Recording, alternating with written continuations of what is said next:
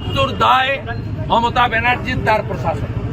Commission এখানে একজন মাত্র লোককে দিয়েছে, মনোজাগরণ। বাকি কমিশনের অফিসের টাইপিস্ট থেকে দরজা খোলার লোকটাও provided by the state government, leadership by the state chief minister and administrative chief Mamata Banerjee. 90,000 BLO আপনি দিয়েছেন, এইআরও আপনি দিয়েছেন, ডিএমরা আপনার স্তাবক। আপনি ডিএমদের এসআইআর চলাকালীন দুবার মিট করেছেন, সব দায়ভার আপনার। এই দায়ভার আপনাকে দিতে হবে। আর পরিচ্ছন্ন ভোটার তালিকা ছাড়া যদি ইলেকশন হয়, সেই আমরা এটা করতে দেব না। ভোটার তালিকাকে পরিশুদ্ধ করে ইলেকশন করব। আর 5ই মে রাত্রি 12টার মধ্যে ভোট যদি না হয়, সরকার যদি না হয়, আপনার আমার কাউকে চাইতে হবে না। এই লোক ভবনই হবে পশ্চিমবাংলার শাসক, রাষ্ট্রপতি শাসন চালু। পরিকল্পিত নাটক, ড্রামা। আজকে যে এটা করেছে, আপনাদের চ্যানেলে দেখাচ্ছে বাড়িতে থাকা রাত্রের পরা কাপড় পরে চলে এসেছে। রাত্রে পরা কাপড় পরে আসতে পারলেন, সঙ্গে ওই ডাব্বাটা নিয়ে এলেন, বক্তৃতা করবেন, এপাং ওপাং ঝপাং আমরা সবাই ড্যাং ড্যাং। মাইক্রোফোনটা চলে এলো, শাড়িটাকে বদল করার সময় পেলেন। এসব ড্রামাবাজি, ফুল নাটক বাংলার মানুষ দেখছে, জানে।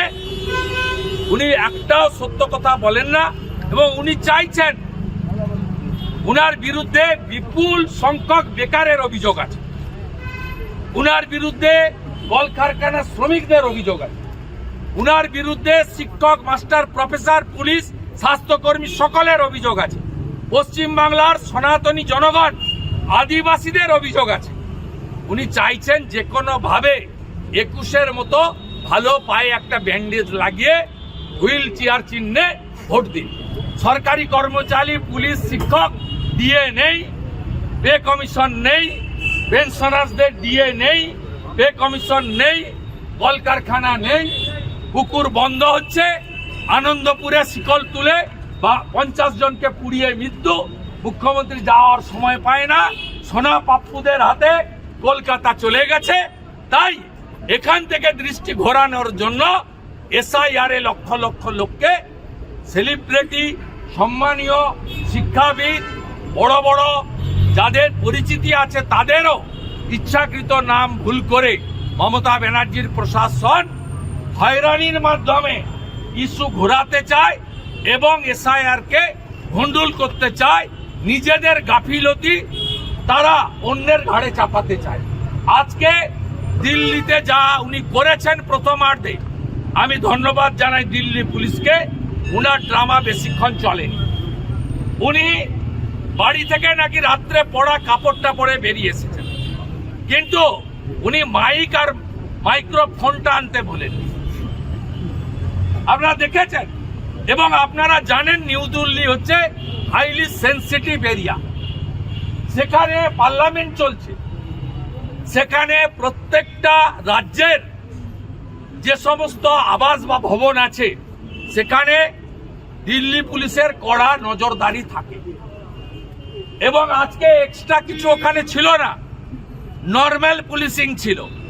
এবং একটা বয়স্ক প্রবীণা মহিলা, 3 বারের মুখ্যমন্ত্রী, তিনি যদি সাধারণ কনস্টেবলের দিকে তেড়ে যান, তাহলে তারা ওখানে দাঁড়িয়ে থাকতে পারে না।